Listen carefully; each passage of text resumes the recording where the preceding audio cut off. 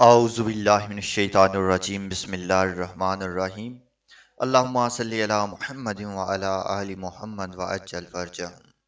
السلام علیکم توفتن یا علی علیہ السلام مدد۔ تمام دوستوں کو چینل حق علی علیہ السلام میں خوش آمدید۔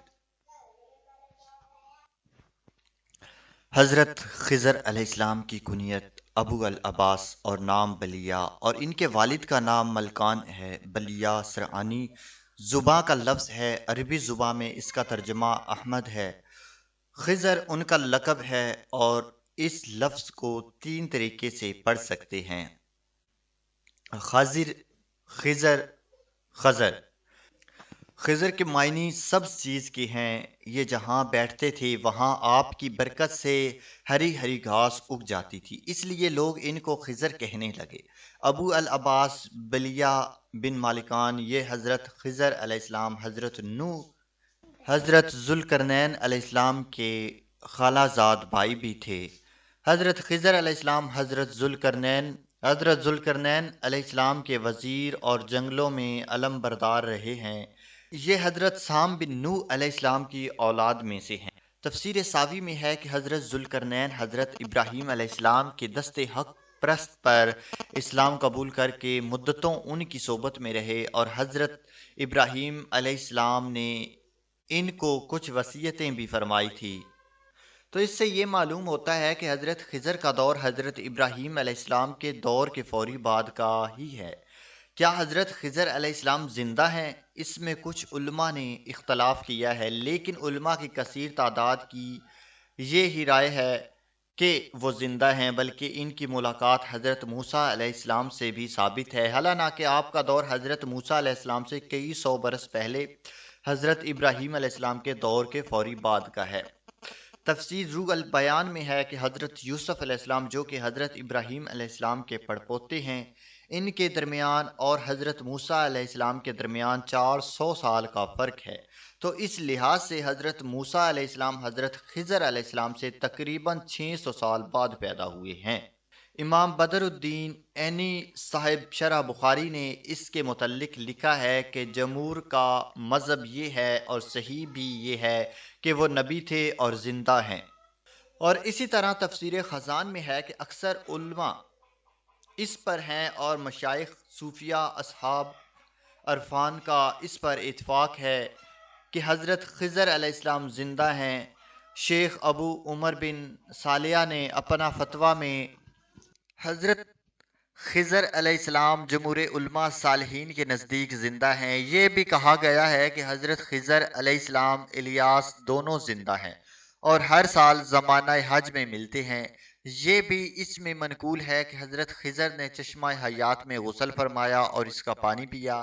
اسی طرح تفسیر ساوی میں ہے کہ حضرت خضر حضور صلی اللہ علیہ وآلہ وسلم کی زیارت سے بھی مشرف ہوئے ہیں، اس لیے یہ صحابی بھی ہیں۔ اسی طرح حضرت عمر بن عبدالعزیز سے بھی ان کی ملاقات ثابت ہے اور حضرت خضر نے ان کو نصیحت بھی فرمائی تھی کہ اے عمر، اس بات سے بچنا کہ تو ظاہر میں تو خدا کا دوست اور باطن میں اس کا دشمن، کیونکہ جس کا ظاہر اور باطن مساوی نہ ہو تو منافق ہوتا ہے اور منافقوں کا مقام درک اسفل ہے۔ یہ سن کر عمر بن عبدالعزیز یہاں تک روئے کہ آپ کی داڑھی مبارک تر ہو گئی۔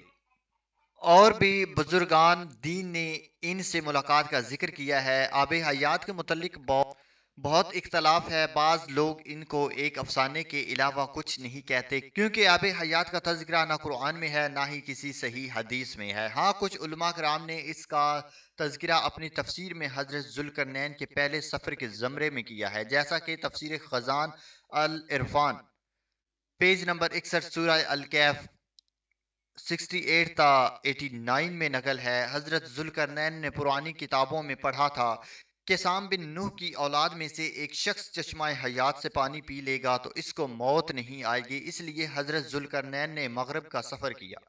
آپ کے ساتھ حضرت خضر علیہ السلام بھی تھے، وہ تو آب حیات کے چشمے پر پہنچ گئے اور اس کا پانی بھی پی لیا، مگر حضرت ذوالقرنین کے مقدر میں نہیں تھا، وہ محروم رہ گئے۔ اس سفر میں آپ جانب مغرب روانہ ہوئے تو جہاں تک آبادی کا نام و نشان ہے وہ سب منزلیں طے کر کے آپ ایک ایسے مقام پر پہنچے کہ انہیں سورج غروب کے وقت ایسا نظر آیا کہ وہ ایک سیاہ چشمہ میں ڈوب رہا ہے، جیسا کہ سمندری سفر کرنے والے کو آفتاب سمندر کے کالے پانی میں ڈوبتا نظر آتا ہے۔ وہاں ان کو ایک ایسی قوم ملی جو جانوروں کی کھال پہنے ہوئے تھی، اس کے سوا کوئی دوسرا لباس ان کے بدن پر نہیں تھا، اور دریائی مردہ جانوروں کے سوا ان کی غذا کا کوئی دوسرا سامان نہیں تھا۔ یہ قوم ناسک کہلائی تھی۔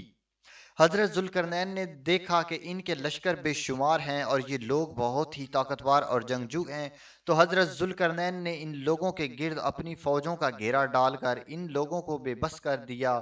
چنانچہ کچھ تو مشرف با ایمان ہو گئے، کچھ آپ کی فوجوں کے ہاتھوں مقتول ہو گئے۔ اسی طرح تفسیر خزان اور شیخ ابو عمر بن صالح نے اپنے فتویٰ میں فرمایا ہے کہ حضرت خضر اور الیاس جمہور علماء صالحین کے نزدیک زندہ ہیں اور ہر سال زمانہ حج میں ملتے ہیں، اور یہ کہ حضرت خضر نے چشمہ حیات میں غسل فرمایا اور اس کا پانی بھی پیا تھا۔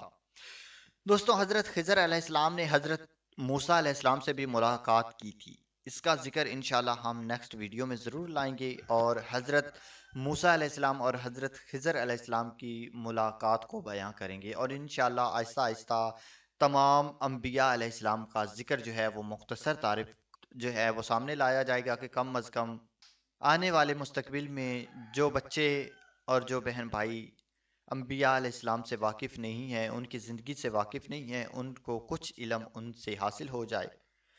اللہم صلی علی محمد وعلی آل محمد وعجل فرجہم۔ السلام علیکم توفتن یا علی علیہ السلام مدد، فی امان اللہ، علی علیہ السلام وارث۔